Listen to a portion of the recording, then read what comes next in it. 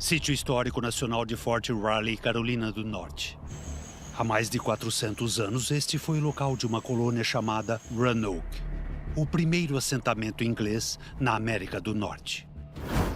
Roanoke era conhecida como a colônia perdida porque foi misteriosamente abandonada em 1590 e os colonos desapareceram sem deixar vestígios. A colônia perdida continua sendo esse mistério que está no cerne da origem da nossa nação. As pessoas continuam fascinadas por Roanoke porque sabemos muito pouco sobre este lugar. Sabemos o que aconteceu em Jamestown. Sabemos o que aconteceu em Plymouth. Mas Roanoke é um mistério porque não sabemos o que aconteceu.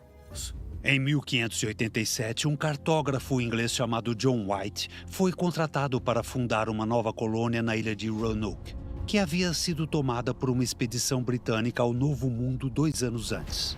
Depois de uma viagem difícil de 2 meses pelo Oceano Atlântico, White e 117 colonos desembarcaram na ilha de Roanoke. As pessoas que escolheram ir nesta expedição infeliz eram pessoas de classe média de Londres. Então eles estavam ansiosos para achar novas terras, porque ter terras na Inglaterra era tudo, era o que dava status. Mas eles sabiam que precisavam de mais suprimentos e mais colonos para ter sucesso, para prosperar. Então John White decidiu voltar para a Inglaterra para conseguir os suprimentos e os colonos necessários. Em agosto de 1590, John White voltou à ilha de Roanoke. Eles ancoraram no mar. Mas quando chegaram estava escuro e era tarde demais para desembarcar.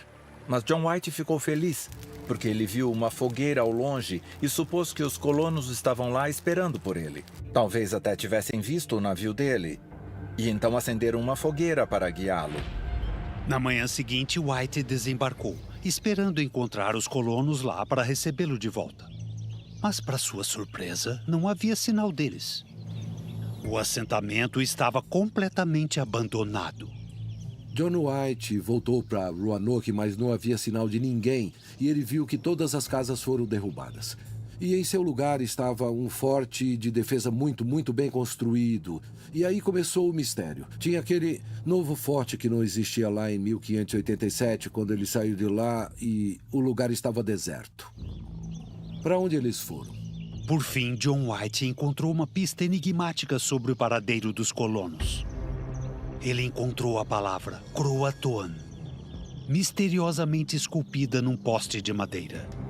John White disse aos colonos quando partiu em 1587 que se eles tivessem que deixar o assentamento, eles deveriam deixar uma pista secreta, como ele chamava, para que eles soubessem onde encontrá-los. E aquilo podia ser a resposta. Ele viu Croatoan esculpido no poste. Croatoan era o que hoje chamamos Hatteras, uma ilha a cerca de 80 quilômetros ao sul. É também o nome da tribo de nativos americanos que viviam na ilha. Mas quando John White se preparou para zarpar para procurar os colonos, caiu uma tempestade que danificou seu navio. E ele foi forçado a voltar para a Inglaterra. Infelizmente, John White nunca conseguiu voltar ao Novo Mundo para procurar os colonos perdidos. Mas nos últimos anos, os arqueólogos realizaram extensas escavações para tentar resolver esse mistério de 400 anos.